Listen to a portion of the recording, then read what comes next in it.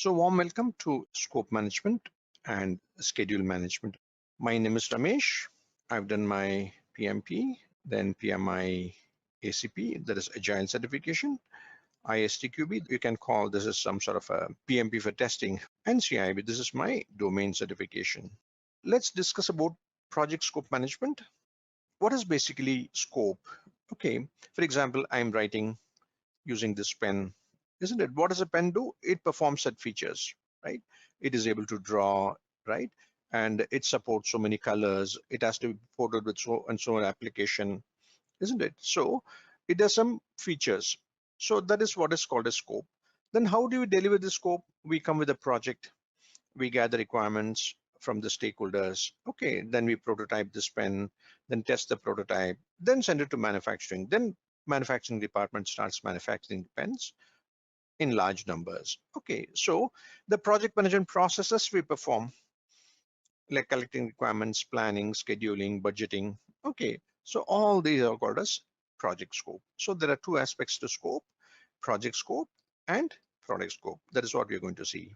See, product scope and project scope. Product scope refers to features for a product, right? Project scope refers to the project management activities that you perform in order to deliver a prototype to manufacture a pen. Okay, so let's have an overview of this scope management process overview. In this process, these discussions are based on a project management body of knowledge. You call them PMBOK, project management body of knowledge, right? So this is brought out by PMI. Okay, so all the discussions flow from this project management body of knowledge. This is a book, this is a guide how to run projects. It contains best practices. Fine. So here you have a topic called scope management, knowledge area. I call that knowledge area. So how do you plan for scope? So these are all the processes we need to perform. First, we have to plan for scope management, right? Then we have to collect requirements. Then based on the requirements, we have to define scope. What are requirements? Requirements are what the customers expect to find in a product. Okay. Then based on the requirements, we define scope. That is, we come with a scope statement that tells us everything that we have to deliver as part of the project. Okay. Then we create WBS, this scope statement. Okay. In this process, we come with a scope statement in defined scope.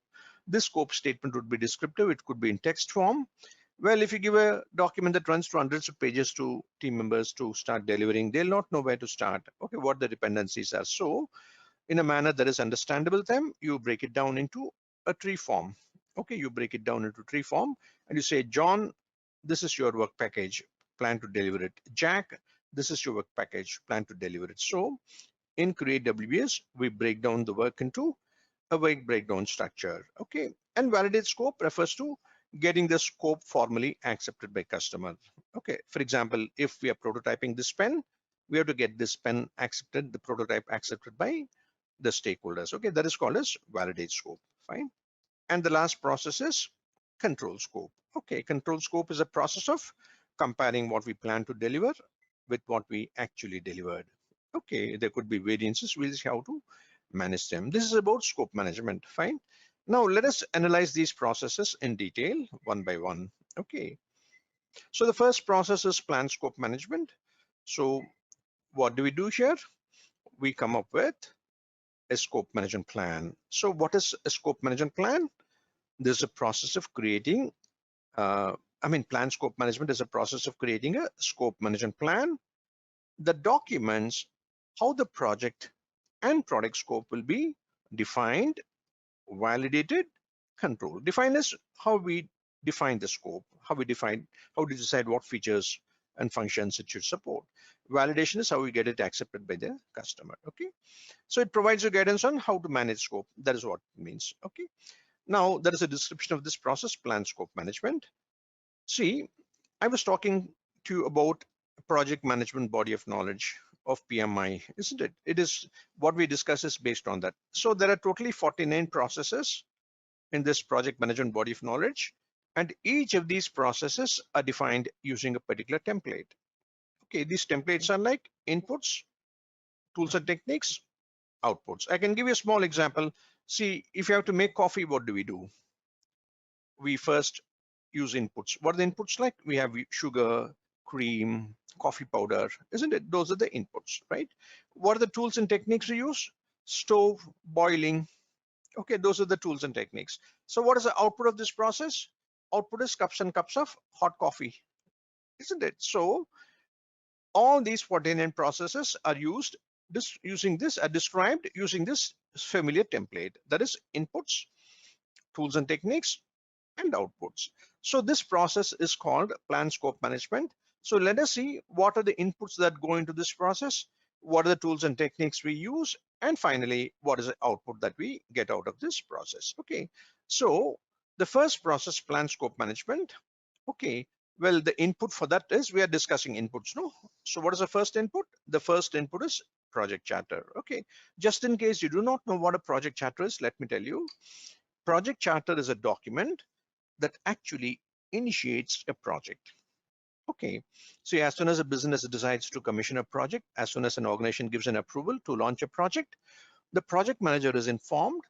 The project manager uses a business case. Okay, business case is some sort of a decision support tool that organizations process in order to fund a project. Okay, a business case is put up by the business, and once it is approved, that business case becomes a basis for writing a project charter. So the project manager conducts interviews with stakeholders, and he comes up with a high level document that is called a project charter, right?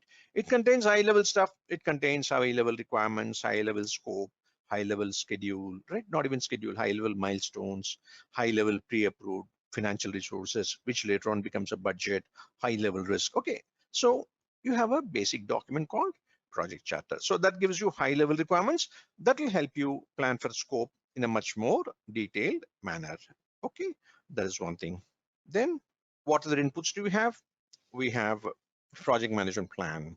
Okay, so what is a project management plan? See, there are totally 10 knowledge areas. Okay, for example, you have knowledge areas like scope management, schedule management, cost management, quality management, okay, resource management, risk management, procurement management. Okay, so there's a totally 10 knowledge areas, right?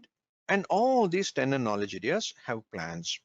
For example, you have scope management plan, schedule management plan, cost management plan, and so on. So we come with different plans with different knowledge areas and combine them into one big plan that is called as project management plan. Okay, so when you say project management plan, well, it is a combination of multiple plans. Okay, so what type of guidance does project management plan provide for scope management plan?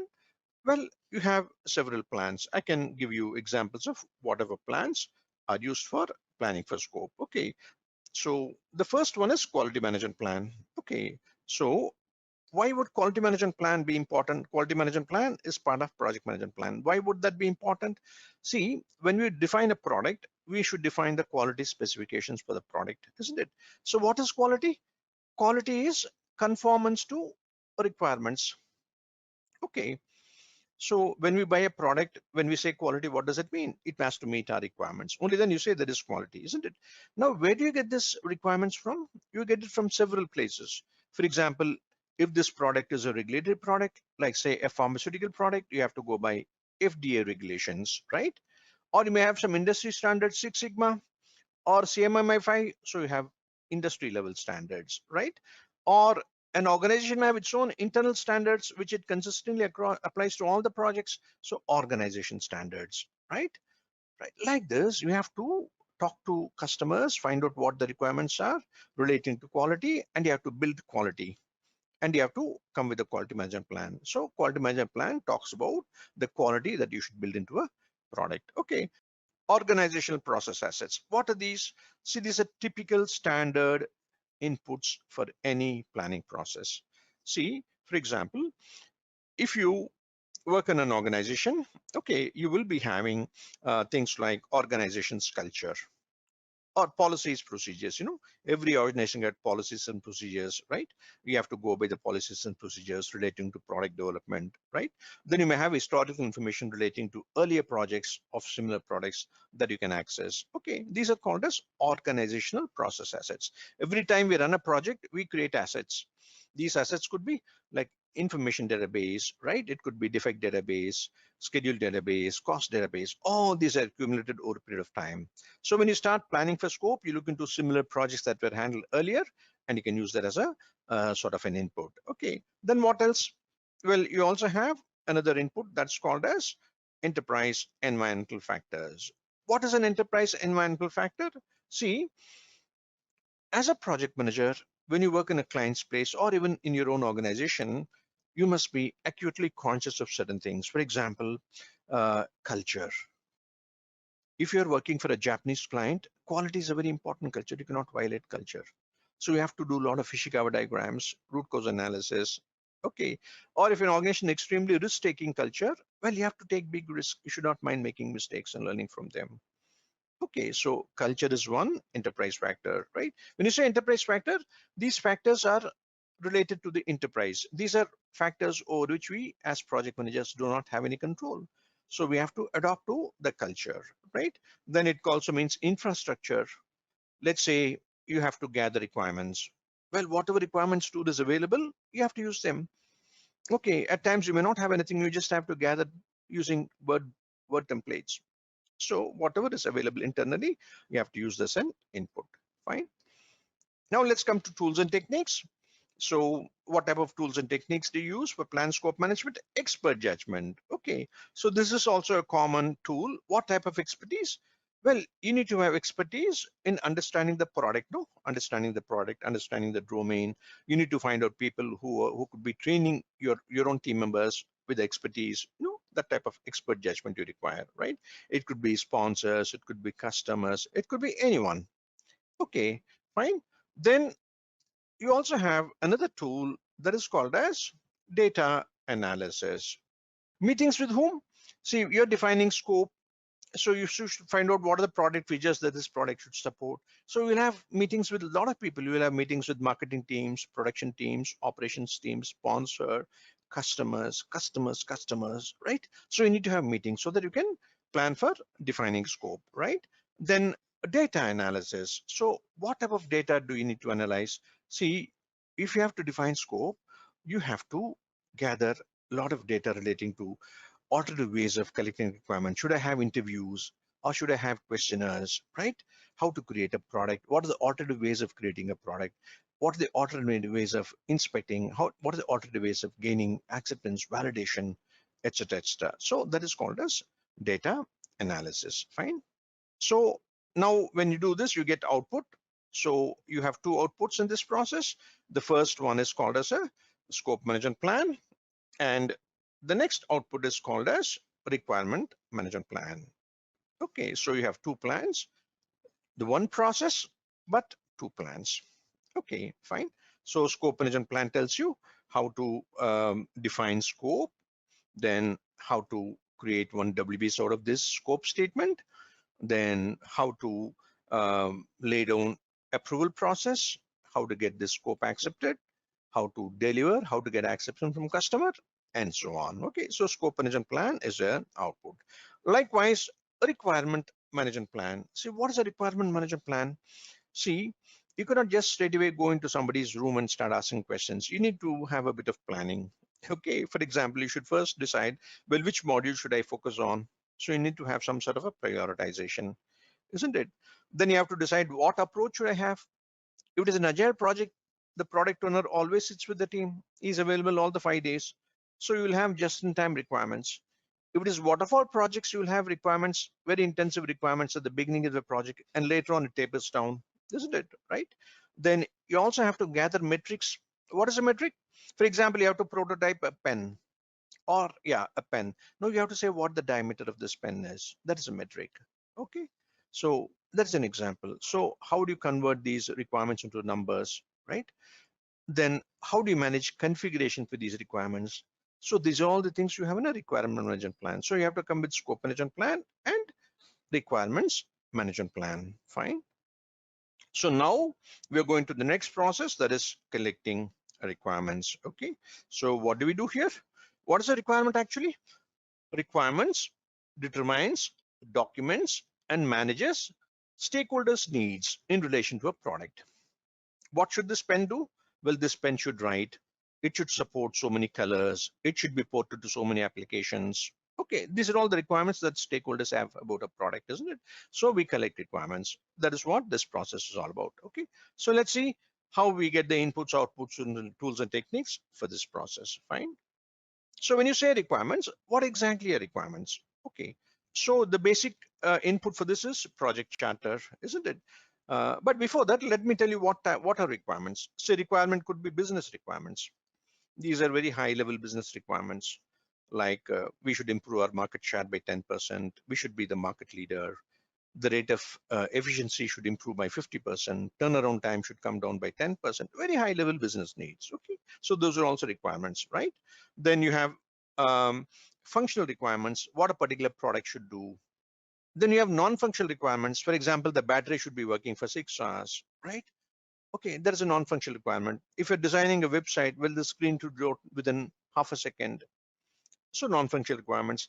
Quality requirements. Quality requirements refers to what are the tests it should pass, what are the conditions against it has to be tested, right? Then project related requirements, for example, what are the milestones for this project? What are those requirements that you have to meet? Okay, like this, we have to gather a lot of requirements. Okay, so the basic input for this project charter again, that gives you high level requirement for the product, fine. Then project management plan. Why is project management plan once again an input? Okay, because project management is a combination of multiple plans, so that will provide you guidance on collecting requirements. Okay, then what else? We have project documents. What are project documents? See, there are two things in a project, fine? So it is either a plan or it is a document. Okay, so any document, for example, you have business case. Before you launch a project, you have business case. Business case tells you what are the high level requirements for a product. That will guide you. Okay, so then you have a plan called benefits management plan that tells you how to manage benefits. Okay, so there are a lot of project documents. So these will guide you in collecting requirements. For example, you are collecting requirement for a particular operational department for a process flow. So understanding the process flow, you have a process flow chart. Okay, that is a document. Okay, so project document is also an input, fine. Then business documents, this again is a business case. Okay, business cases tells you the initial intention for a product. It contains an initial solution vision, so that becomes some sort of an input for collecting requirements. Then agreements, what are agreements? See, agreements are the agreements that you enter into with customer. See, when you get a contract, let's say you're ABC company, you get a contract from XYZ company to deliver a product. So customer would have entered into an agreement with you. Agreement would contain a statement of work. What is a statement of work? Statement of work is a narrative description of everything that you, ABC company, must deliver as part of the project. So it contains all the requirements. So you look into agreements as to what you have to deliver. That will be the basis for collecting requirements. You have to go and talk to the stakeholders based on this statement of work and amplify the requirements in a much more detailed manner. Fine. Enterprise factors, the same thing. Whatever tools are available in industry in that particular organization, you have to use it, right? For example, requirements tool, right? Organizational process assets, you can use templates for gathering requirements that an organization gives you. Okay, these are the inputs for collecting requirements.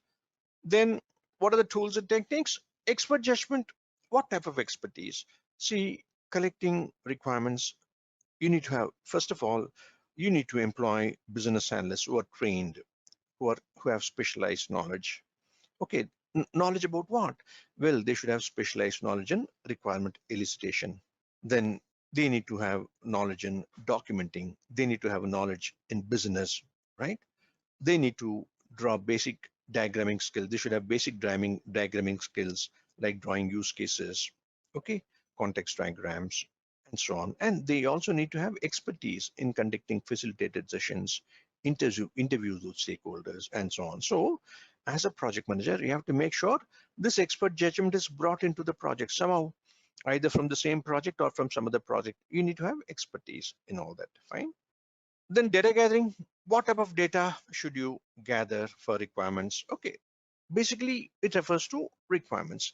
So how do you gather data? You can have interviews, okay, through interviews, or you can have focus groups. What are focus groups? You have people with focused attention on specific aspects of a product. For example, you want to develop a website, you can bring all the customers and ask them to get their focused attention on this website, right? Or you can, if you have too many stakeholders running to several dozens of people, you can be conducting interviews. Well, you can have something like questionnaires, surveys, okay. Or your organization want to live up to some industry standard, so you can use benchmarks as data. Or you want to come with a lot of creative ideas, you can have brainstorming for gathering data. So data gathering basically refers to the ways in which you'll be gathering requirements. So this could be any of these. Then data analysis. So what type of data analysis? Well, you have to analyze a lot of documents. Okay, what are documents like? Agreements with the customer, business plans, right? Then what else? Then you have a lot of process flow charts. You can, if you have to understand the process, you need to have you look into process flow charts.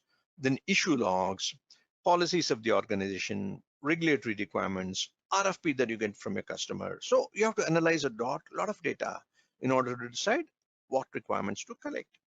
Then decision making. So let's say you collected requirements and stakeholders, you presented to the stakeholders. Fine. Now stakeholders have to take a decision. So they would have some sort of a prioritization. Which requirement is important, which is secondary in importance, right? Which comes next? They will have some sort of a prioritization, isn't it? So you have to present these to the stakeholders and they would take decisions. Normally, decisions are taken by voting. So within voting, you have unanimity. That is 100% of stakeholders may upvote, right? Or at times you may not get unanimity, you may just get majority. More than 50% agree on a particular requirement, right? Okay, or it could be plurality. In a plurality, it is not majority. Let's say you have 10 people, a group of 10, it is divided like 4, 3, and 3. So 4 is not a majority, but it's a largest winning block. Okay, so these are the forms of decision making. But at times what happens is the stakeholders may nominate somebody else to take a decision that is called as autocratic decision making, delegated decision making. Okay, these are all the ways in which decision could be taken. Then you also have, you also require soft skills to conduct facilitated sessions, get information from stakeholders, right? Then data representation. How do you represent data? You can represent data using context diagrams, use cases, okay, and so on. Okay, you can also use brainstorming. What is brainstorming? You call it mind mapping. See, let's say you're gathering ideas relating to setting up of a library. You just put library and ask people to come with ideas. Somebody would give ideas relating to books. From books, somebody would give ideas relating to fiction, science, then romance, okay, then literature. Somebody else would be talking about furniture, well, different types of furniture. So this is what is called as mind mapping. Around a single concept, you organize a lot of data. Once you get all this data, you put them in some sort of a homogeneous groups, all ideas relating to books, all ideas relating to audiovisual equipments, all ideas relating to furniture, all ideas relating to parking space. Okay, so that is called as affinity diagramming. You come with mind mapping and affinity diagramming as data representation. So we have collected requirements. So what do you come up with at the end of this process? You come up with a requirement documentation, isn't it? See, you come up with a requirement documentation. See, prototype is some sort of a mock-up. Context diagram refers to use case. What is use case? When people, system, and processes interact. For example, you're a bank user. You access a banking system and a bank interacts. Okay, you have people, you have processes, you have systems interacting. So you can represent that using context diagram. You call them use cases. Then you can prototype. Okay, you have to present the prototype to the stakeholders and get a consent. What is a prototype? It is some sort of a mock-up. So failures are quite common in product development. So you have to prototype. You have to fail early and learn early. Okay, so prototype could be a working prototype, non-working prototype, paper prototype, evolutionary prototype, any prototype. Okay, so these are all the ways in which you collect requirements. Fine. Then at the end of this process, we come up with requirement documentation. Fine. And requirement traceability matrix. Okay, so what is a requirement traceability matrix? See, when you actually go to the customer to deliver scope, there are only 2 questions he'll ask you. Where is the requirement? Right? Let's say you came with a pen, right? this pen prototype, you're going to deliver it to him. He'll ask you, where is the requirement I gave you? So you have to cite all the requirements, 1, 2, 3, 4, right? And then he'll say, what are the mappings for these requirements? For that, you have what is called as requirement traceability matrix. So you have to map the requirements to high level business need. That is, you want to be the market leader. Then you may have to map this to architecture drawings, then database procedures. Then for this particular prototype, you would have done a lot of tests, test cases, test scenarios, test conditions, test results. So you have to map it through all these, and only then you're going to sign off. Okay, that is called as requirement traceability matrix. Okay, so when you collect requirements, you also stipulate what is the template in which you'll be demonstrating compliance with requirements to the stakeholders later on, so that you'll get a formal acceptance. Okay, now we have gathered requirements. So what do we do now? The next thing we do is we define scope, right? So this is a very, very important document. Okay, so what you do here in a very detailed manner, you come with a description of the project and the product. You describe what the product features are. Okay, fine. It describes the product, the service or result, boundaries and acceptance criteria. Okay, fine. What is an acceptance criteria? What are the set of conditions that you must prove in order to get this scope accepted by the customer, in order to get this pen accepted? For example, you may have to do a lot of testing. So it will stipulate all the test conditions that you have to meet in order to get this product accepted. That is called defining scope, right? So if something doesn't get into scope, it will not get into project. So you have to make sure you don't omit anything. So that way, it is a very, very important document. So what are the inputs for this process? What gets into project management plan? Okay, so again, this is a normal input. Okay, a project management plan, especially scope management plan. Okay, what is a scope management plan? It tells you how to define scope, how to control scope, how to create WBS, how to get scope accepted by customer, and so on. Okay, so that is an instrumental plan. Then project documents, whatever project documents are in inputs here. See, there is a document called assumptions log. This assumptions log contains two things. Number one, constraints. What are constraints? Constraints are limiting factors. You cannot ignore them. For example, budget is a constraint. Schedule is a constraint. Quality criteria is a constraint. Okay, you cannot violate them. So when you define scope, when you deliver a product, you have to have all this in mind. Within how much money should I complete? Within what time I have to deliver? What are the basic quality criteria I have to meet? Okay, so these are all constraints. Then you also make some assumptions about a product. Okay, so this is an example of project document. Then what are the other documents? We also came with requirement documentation. No?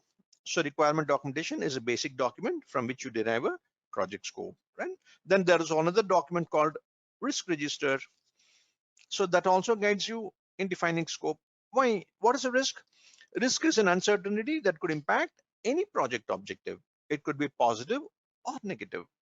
If it is positive, you call that an opportunity. If it is negative, you call that as a threat. So if there are any threats that could impact your scope delivery, you need to document them. You have to come with mitigants. Okay, fine. So you have to look into risk register as one of the documents. Fine. Then what else? Then you have the other usual inputs like, yeah, enterprise factors, right? So whatever tools are available, you have to use them, right? For example, you may want to have scheduling tool called Microsoft Primavera, but the organization will only give you a spreadsheet. You have to use it. Infrastructure, any tools, whatever is available, you have to use it. You cannot grumble. These are factors over which you have no control. Then organizational process assets, policies, procedures, templates for scope management. Okay, the project files from earlier projects, all these will help you in defining scope. Fine. So let's go to tools and techniques. So again, we have the same expert judgment. So what type of expertise do you require? So expertise in defining scope. Then decision making, data analysis, interpersonal team skills. So what is decision making? For example, if you have to select a product, how much of importance should you give to a product feature? For example, you want to focus on looks of a product, right? Looks, then safety, then cost, right? So how much of importance should be given to looks 2x, safety 3x, cost 1x, So you can take decisions based on some sort of a matrix like this for a product. Okay, then data analysis refers to alternative ways. For example, am I going to deliver the entire product myself, or am I going to outsource some components over which you have no core competence? Should I go for Microsoft project? Should I go for Primavera? Should I go for skilled people or semi-skilled people? Should I use tools? Should I use a combination of tools and manual processes? Okay, so you have to make a lot of alternative decisions. So data analysis is very, very important. Then interpersonal team skills. See, a lot of times while defining scope, you'll be meeting with cross-functional experts, people from design teams, people from technology teams, people from business teams, operations teams, marketing teams. So you need to make sure all of them come to an agreement on all the product-based decisions. So as a project manager, you need to have a lot of facilitation skills, soft skills, then product analysis. See, what is product analysis? See, this is unique to engineering products. In product analysis, what we do is we break down a product into smaller and smaller components. See, let us say you have a table. So what does a table have? Table has got chairs. I mean, it has got a top and it has got legs. Now, this top, should it be made of steel or should it be made of wood or should it be made of plastic? Well, it can be made of plastic if at all it is not going to withstand a huge weight. Well, it can be made of wood if it has to withstand a lot of weight. So you break down the product into smaller and smaller components and you understand what value each of these product components contribute and what is the rate at which you can buy without compromising on the quality. That is, you have to maximize value, minimize cost without compromising on quality. So this is what is called as product analysis. Okay, so you have to do this product analysis. Some people call it value engineering. Okay, systems engineering, functional analysis, whatever it is, you have to do all this in order to define a product. So this is what is called as product analysis. Fine. Then the output of this process, we come with a scope statement. Okay, fine. The scope statement is an important document. That's the most important document, right? So what does it tell us? It describes the project and the deliverables. What are deliverables? Any work products, they're all deliverables. For example, when you collect requirements, you come with requirement documentation. So requirement documentation is deliverable. Scope statement is deliverable. Gap document is a deliverable. So we come with a lot of deliverables. These are all interim deliverables. Then the final deliverable will be the pen that we're going to prototype. So it defines all the deliverables. It tells you what is the acceptance criteria. How do you get this deliverable accepted by the customer? What are the tests you have to do? What are the test results you provide him? Then what you will not do, exclusions, that is also very important. The list of what you will not do should be much, much bigger than what you will do. And that is also very difficult. If you don't document exclusions properly, you'll end up adding a lot of scope to your project, which is very difficult to manage later on. So exclusions, then constraints, what are the timelines within which you have to do? Well, what are the budget within which you have to do? All these things you have to document in a scope statement. Fine. Then comes other project documents that get updated over a period of time. Now, this scope statement would actually run to hundreds of pages. Now you give a scope statement to a team member, okay, it runs to hundreds of pages. You tell him, John, why don't you start working on the project? He's a bit confused. What? I have to start working on the project? Well, I should know what I should do. So tell me what I should do. Where do I begin? So what you do is you create what is called as a work breakdown structure. Okay, I'll tell you what it is. See, so this is a process of subdividing project deliverables and project work into smaller, more manageable components. It provides you a framework. For example, let us say this is the scope statement. You first break it down into phases. For example, requirements phase, right? Then design phase, then development phase, testing phase, deployment phase. Then from this phase, you define what are the major deliverables, right? For example, requirement documentation is a major deliverable. Requirement documentation for what? Well, Reuters interface, then Bloomsburg interface, then interest rate interface, all the requirement documents, right? So you define. You come to the lowermost level, that is called as a work package or deliverable. So this is a process of decomposing work into lowermost part, that is called as a deliverable. Now you call the guys and tell them, guys, start working. They'll start working in a very feverish way. Oh, my requirement documentation is Reuters, is it? Okay, I know you address this to John. John will say, well, these are all the processes I must do. Number one, I have to do a bit of research. Number two, I have to collect requirements. Number three, I have to document requirements. Number four, I have to get a sign off. So like this, you decide, you split a work package into activities and plan how to deliver this. So this is called as create WBS. This is a very important step in scope definition process. Fine. So what do you require for creating WBS? Project management plan that tells you how to create WBS. Project documents, they are requirement documentation, scope statement, then enterprise factors, whatever tools you have available to create WBS, you must use. Microsoft Project can also be used for creating WBS, you must be familiar. Then organizational process assets, templates for WBS you can use. Okay, and the output of this process is, yeah, the tools and techniques is expert judgment. Okay, you need to have expertise to define the work, decompose the work into smaller and smaller components. Okay, that requires expertise. Then, yeah, decomposition is the process of breaking down whole project into phases, phases into major deliverables, and major deliverables into deliverables. That is called decomposition. We need to have skills relating to decomposition. Then the output is scope baseline. Okay, scope baseline means, let's say you come with a WBS, you have hundreds of work packages in a project. So this is called as a scope baseline. Okay, fine. What else do you come up with? The next thing you come up with is project documents are updated. Fine. Yeah. So that's about creating WBS. Okay, fine. So now what have we done? We have collected requirements. We created a scope statement, and from the scope statement we created a WBS. Now the WBS gives an importance, I mean gives an idea for the team members to decompose this work package into activities and plan to deliver them, isn't it? Okay, now let's go to the next process, validate scope. Okay, now we must assume that you have come up with the deliverable and you have tested the deliverable and you're placing it before the customer to get a sign off. That is called as validate scope. That is the process of formalizing acceptance of completed project deliverables. It could be interim deliverables, requirement documentation, design documentation, or it could be final deliverable, anything. Okay, so that is what is called validate scope, right? It's a process of formalizing acceptance of the completed project deliverables. It brings objectivity to the acceptance process, right? Yeah. So the project management plan tells you how to get this validation, especially scope management plan. Then you have project documents. What are project documents?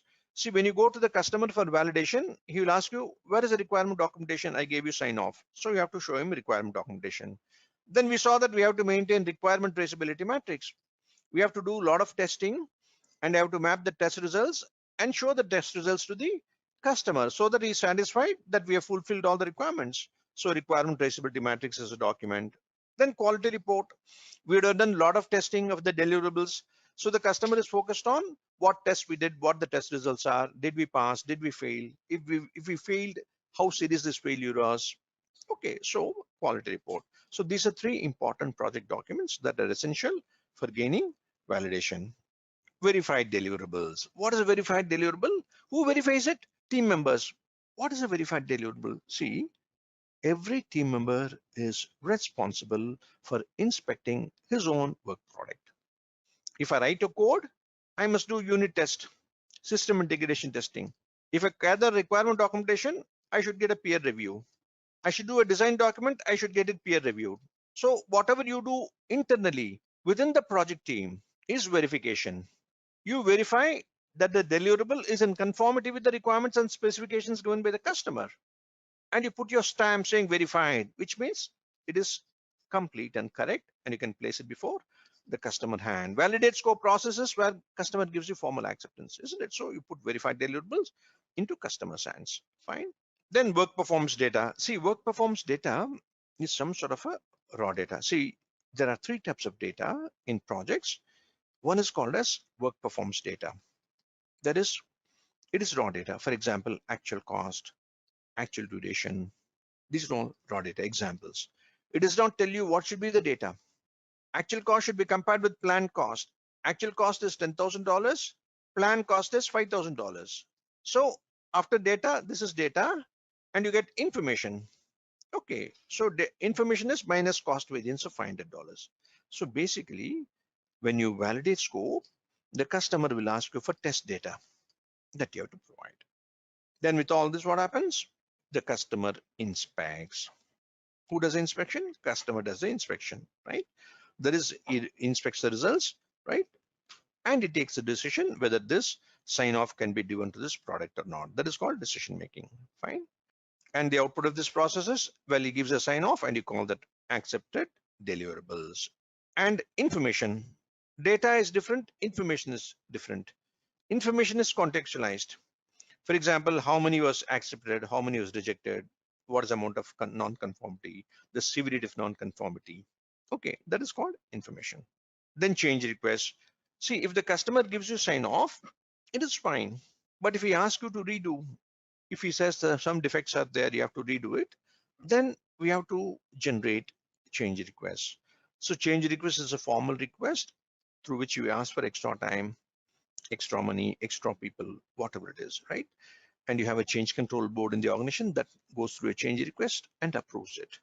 Okay, so if your deliverable is not accepted by the customer, you have to do some defect repairs. For example, you have to generate change request, extra time, extra money, extra people, whatever it is, and get it approved. The project documents also get updated in this process. Okay, this is called validate scope. Now we'll go to the next process called control scope. What is actually control? Any idea what control is? See, you have a plan and you deliver something. You compare plan with actual and you see whether it delivered what you have to deliver or not. See, you have what is called as baselines. I'll tell you what a baseline is. January, February, March, April, May, right? Example. In January, you should have delivered 10 work packages. February 15, March 20, April 25. Okay, this is plan. So what is the actual that you delivered? Plan January 10, no variance. February 15, no variance. March 18, -2 negative variance. April 15, -5 negative variance. So this comparison of plan with actual is called control process. So you control scope, you compare what happened. Did I deliver? Did I over deliver? Did I under deliver? Why did it happen? You analyze it. Okay, that is called control scope. Let's analyze this process. So this is a process of monitoring the status of the project and product scope. In other words, how much have we delivered? That's all, right? What are the inputs? Project management plan. Within that, scope management plan. Project documents. What are project documents? Requirement documentation. For example, in the month of March, we are doing variance analysis. We should deliver work packages. How much have we delivered? Well, we have delivered only 20. So requirement documentation tells you where you under delivered or over delivered, right? Then requirement traceability matrix, that tells you what are the test cases you're supposed to do. Did you test for certain requirements which are not there? So did it cause any scope creep? All that you understand. Okay, project documents, fine. Then work performance data. What type of data? Like number of change requests received, number of change requests accepted, number of deliverables completed. Okay, that is called work performance data. Then organizational process assets like the policies, procedures, templates, monitoring and reporting methods for scope variance. Okay, all this. And the tools and techniques are data analysis. So under data analysis, you have what is called as variance analysis. So variance, I told you, short-term analysis, comparing plan with actual short-term. Trend analysis, there is one more tool that is called trend analysis. There is a long-term analysis. So both these are done as part of control scope. Then what else do you get? You get work performance information and change requests. So here also you can generate change requests. So that is called as a change request. Then updates to plan and updates to documents. Okay, this is about control scope. Schedule management is an extension of scope management. In scope management, what do we come up with? You come up with a scope baseline. So what is a scope baseline? It gives you hundreds of work packages, right? Let's assume E is a work package. Now, in plan schedule management, what we do is for all these work packages, we define activities. That is, we'll take one sample work package, right? We define activities. That is, let's say this is requirement documentation. What should you do in order to deliver this? Well, you have to define activities. For example, I will do some research first. Then as I do research, I'll come with a questionnaire. Now, after research and questionnaire, I'll conduct interviews. After interviews, I will have a documentation.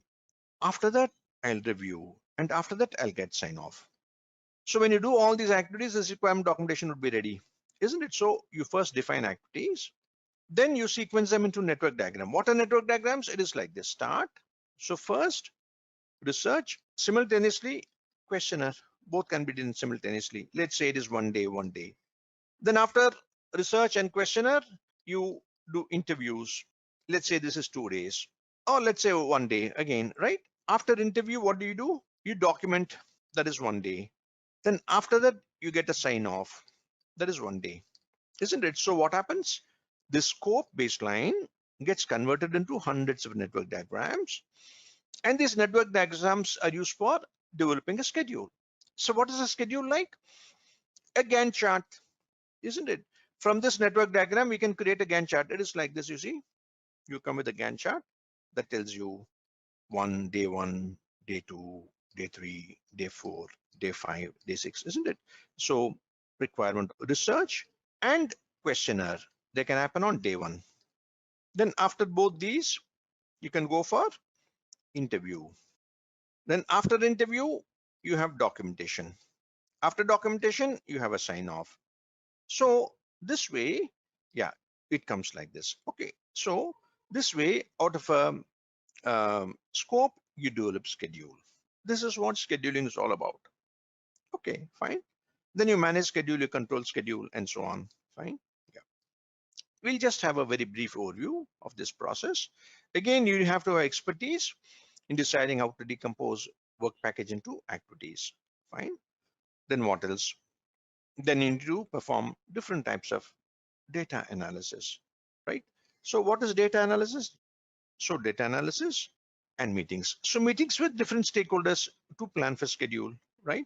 Who could be stakeholders? Important stakeholders, team members themselves. Who are the best experts to decide how long it's going to take? Team members.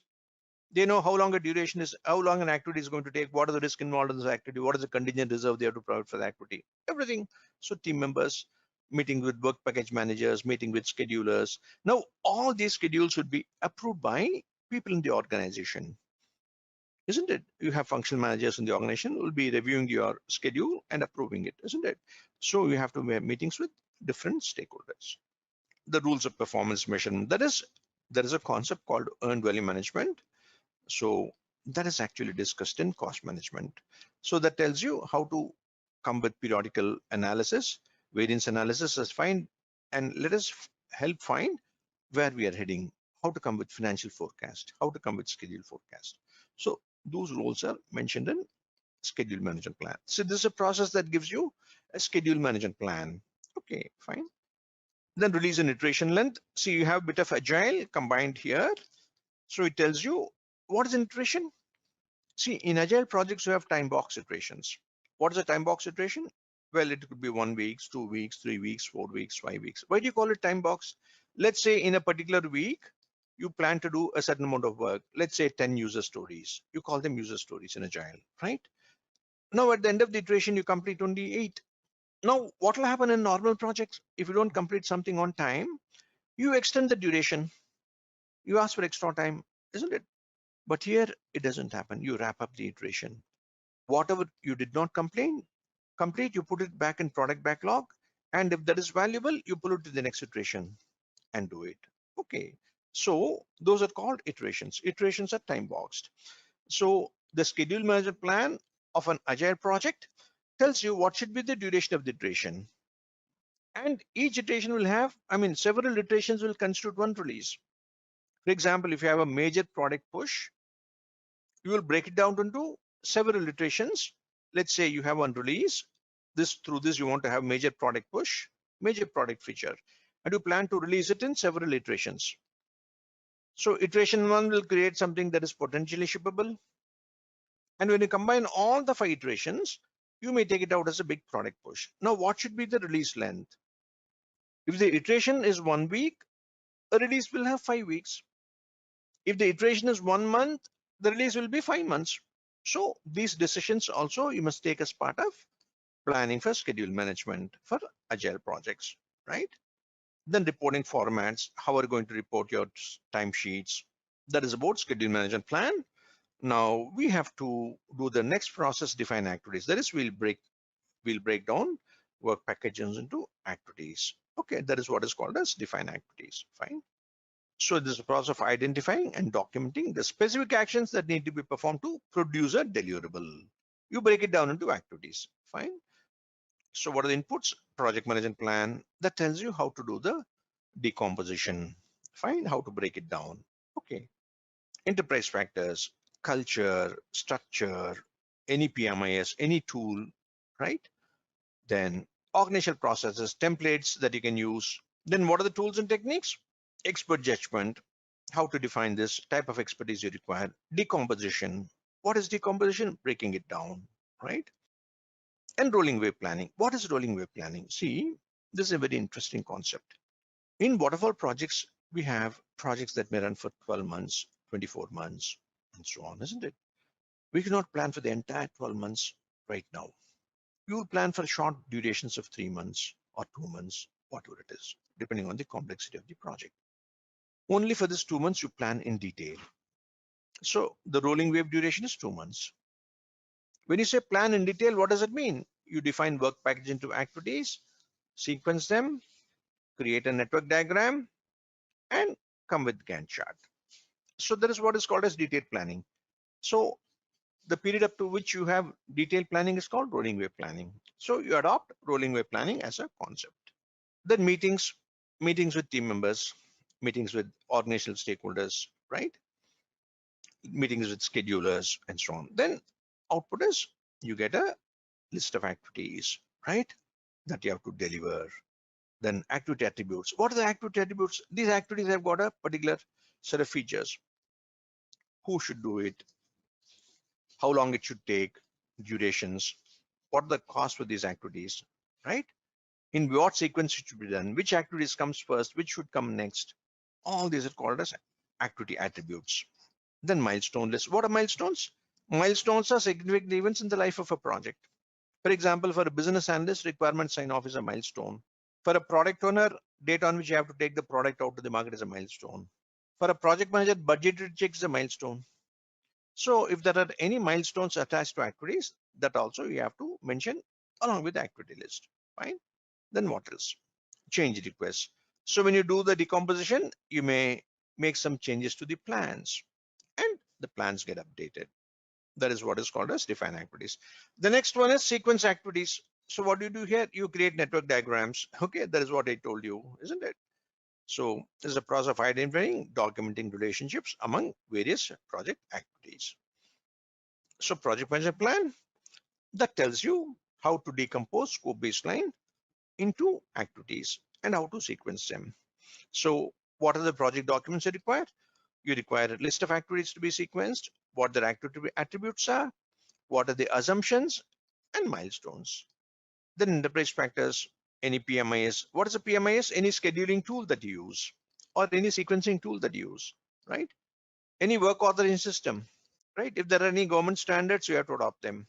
Then organizational processes, project files, templates, etc., etc. You can use them. Precedence diagramming method. What is this? See, when you sequence activities, there should be some relationships between them based on should sequence. No, so this is one relationship. You call that finish to start. The next one is start to start. Start A, then start B. The next one is finish to finish. Finish activity A, only then you can finish activity B. Or you can start activity in next activity first and then only finish predecessor activity. So these are normally the 4 types of relationships you can use in coming up with network diagrams. So using these network diagrammings, techniques, you come with network diagrams. Okay. Then dependency determination. That is what we saw now, right? Then leads and lags. See, this is a lead. What does it mean? Let's say this takes 10 days and this takes 10 days. It should normally be 10 plus 10, 20 days. But you are introducing lead in success activity, let's say by 5 days. That is, it'll reduce the duration by 5 days. It becomes 15. So lead has the effect of reducing the duration. Lag refers to delay. Okay. See, both this is start to start. This will take 10 days. This will take 10 days. So both should end on 10 days. But you've introduced a delay of 5 days in the next activity. So to that extent, it gets extended to 15 days. So that is called as lag. So when you come with network diagrams, you have to use leads and lags. Fine.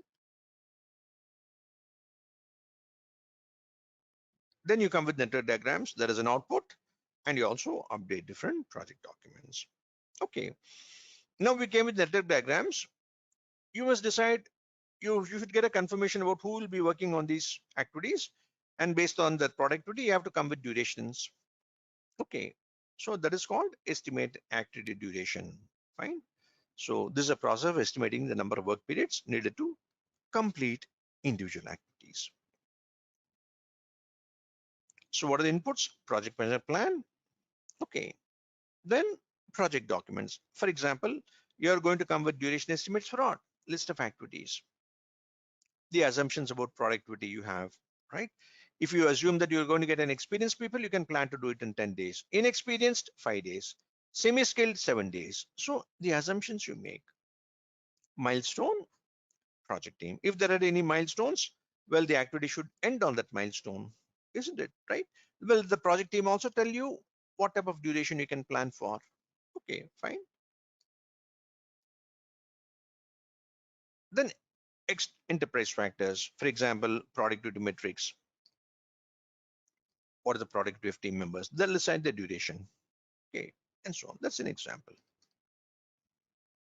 Then comes organizational processes, historical duration. This is information of the earlier projects, which you can use. Project calendar. What is a project calendar? See, if an organization has, if a project is running on 2 shift, you'll have 2 project calendars. 3 shift, 3 calendars. So you have to plan for schedules in all the calendars, isn't it? Then scheduling methodology. You have precedence diagramming method, activity on node, activity on node. So many methods, critical path, critical chain. Okay, you can decide what has to be applied. Fine. Yeah, tools and techniques will be expert judgment. It is a common tool and technique. Okay, right? Likewise, analogous estimating. Yeah, see, it is like this. When you start a project, you'll have analogous estimating. What is analogous? You take an earlier project as an example. Based on that, you come with estimate, right? Then as you start planning for the project, you go for parametric estimating, a bit more detailed. You've completed one phase, you're going from one phase to the next phase. So based on the project performance of the current project, you have an estimating that is called as parametric estimating. Then once you've understood the work package very well and you decompose into activities, you have bottom-up estimating. So these are the estimating types: analogous estimating, parametric estimating, then 3-point estimating. Okay, 3-point estimating is nothing but bottom-up estimating. That is, you have to take pessimistic, optimistic, most likely durations, and you have to combine with an average. You can come with an average. Okay. Then for this, you also have meetings. Fine. Data analysis. Okay, you have to analyze different data relating to productivity, team members' competencies. Okay, and so on. Okay, so that is data analysis. Then finally, what happens? We come with, yeah, decision making. So once you come with duration estimate, well, the work package managers would be meeting the project manager, and the project manager would be settling these budgets, isn't it, timelines? So that is called as decision making. Fine. So bottom up estimating is where you know the activity level information and you work it upwards. Okay, from work package to upwards. That is called bottom up estimating. Okay. Then finally, you come up with duration estimates for each activity. Okay, for each work package, right? Let's say requirement documentation, there is one work package, right? Well, that will take 30 days. You come with duration estimates. Fine. What else? You also come with basis of estimate. This is a very important document. When you came with 30 days estimate, you must say on what basis you came with this estimate. Was it analogous? What is parametric? What is bottom up? What the plus or minus you assumed? For example, when you say I can complete the work in 10 days plus or minus 2, what does it mean? I can complete the work in between 8 days to 12 days, isn't it? So the range in your estimates, confidence level in your estimates, all these are documented in basis of estimate. It is not enough if you come with an estimate. You must also say on what basis you came with this estimate. Okay. Then what else?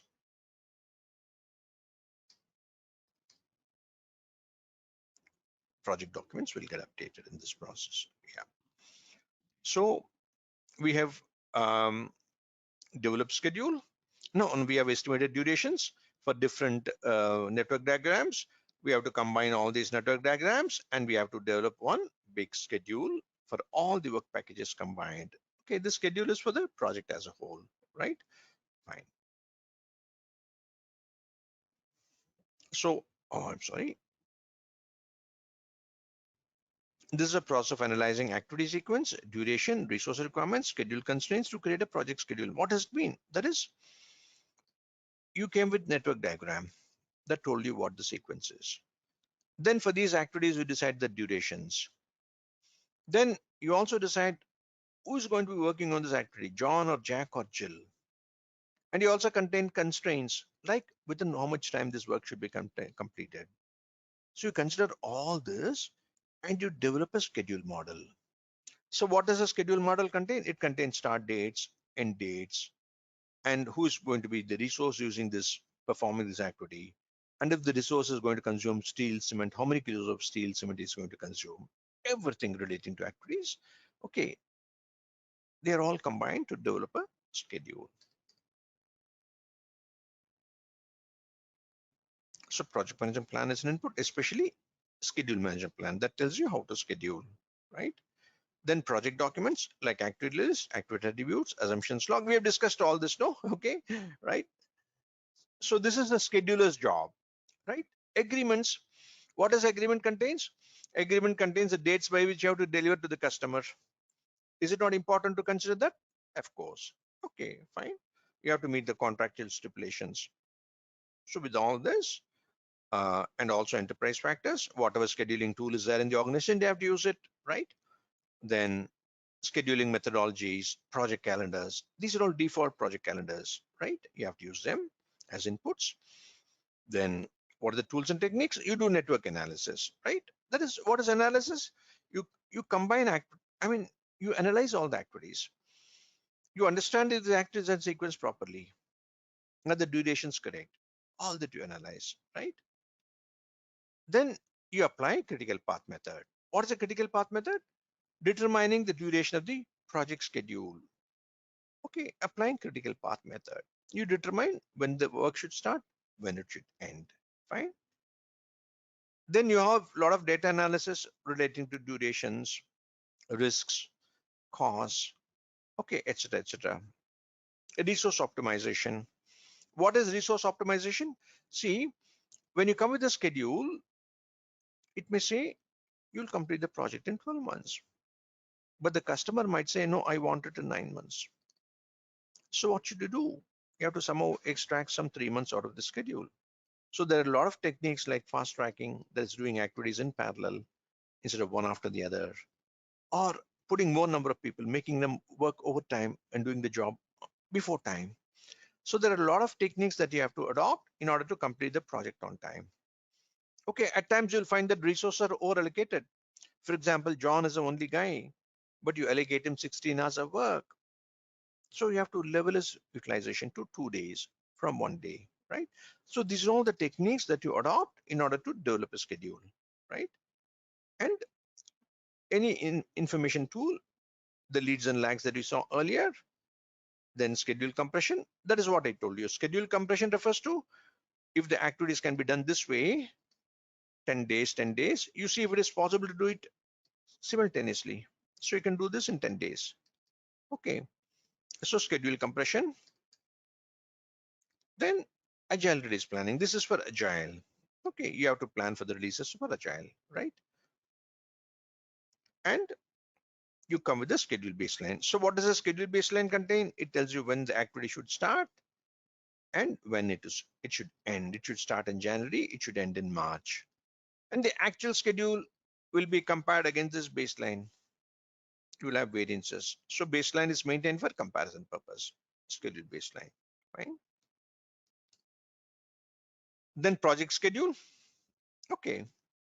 Then schedule data, any data relating to schedule, like optimistic estimate, pessimistic schedule, optimistic schedule, project calendars where this schedule would be implemented, right? Then yeah, project calendars, plan updates, change requests. This is a very change intensive process. So change requests are quite common. Okay, so that's about develop schedule process. Then finally, we have a process called control schedule. So here we make sure we complete the project on time.